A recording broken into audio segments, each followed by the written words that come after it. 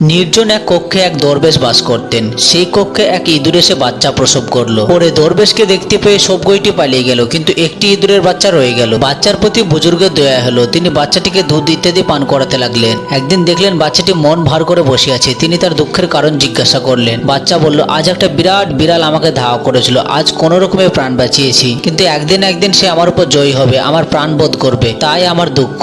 বুজুর্গ বলল, তাহলে আমি তোর জন্য কি করতে পারি? সে বলল, আমাকে বিড়াল বানিয়ে দিন। বুজুর্গ তখন আল্লাহর পাকের দরবারে দোয়া করলেন এবং তার শরীরে হাত বুলালেন। সঙ্গে সঙ্গে সে একটি বিড়ালে পরিণত হয়ে গেল। কয়েকদিন পর দরবেশ দেখলেন বিড়ালটি বিমর্ষ মনে বসে আছে। তিনি আবার তার দুঃখের কারণ জিজ্ঞাসা করলেন। বিড়াল বলল, আজ আমার মহল্লায় গলিতে গিয়েছিলাম এবং কুকুর আমাকে তাড়া করেছিল, বড় কষ্ট করে প্রাণ বাঁচিয়ে এসেছি, কিন্তু এভাবে কতদিন প্রাণ বাঁচাতে পারবো, তাই আমি চিন্তিত। দরবেশ বললেন, তাহলে তুই এখন কি চাস? বিড়াল বলল, আমাকে কুকুর বানিয়ে দিন। বুজুর্গ আল্লাহর দরবারে দোয়া করলেন এবং বিড়ালের গায়ে হাত বোলালেন। অমনি বিড়াল কুকুর হয়ে গেল। 5-7 দিন পরে দেখলেন কুকুরটি বিষণ্ণ মনে বসে আছে। তিনি কারণ জিজ্ঞাসা করলেন। কুকুর বলল, আজ আমি জঙ্গলে গিয়েছিলাম, সেখানে একটি নেকড়ে আমার উপর হামলা করেছিল। বুজুর্গ বললেন, তাহলে তুই এখন কি চাস?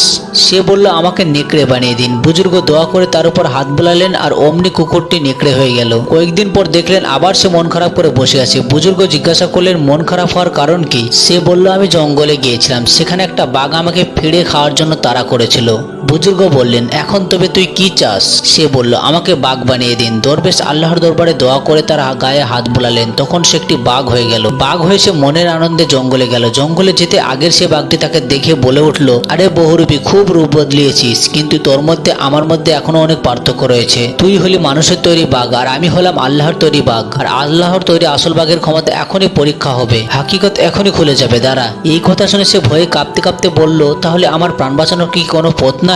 বাঘ বলল, একটি মাত্র পথ আছে। আগে তুই তাকে খতম করে আয় যে খোদার উপর খোদকারি করেছে, তোকে ইঁদুর থেকে বাঘ বানিয়েছে। আল্লাহর সৃষ্টির মধ্যে যে হস্তক্ষেপ করেছে তাকে খতম করলেই তোকে ছাড়বো। সে চলল। জঙ্গল থেকে দরবেশের কামরায় এসে উপস্থিত হলো। বুজুর্গ দেখলেন সে নখ বের করে থাবা প্রস্তুত করে সামনে এসে ঘর ঘর করছে। তিনি বললেন, আজ তোর একই অবস্থা? সে বলে, আজ তোমাকে খাবো। বুজুর্গ বললেন, আমার আগের সকল দোয়া এবং উপকারের কথা কি তুই ভুলে গেছিস?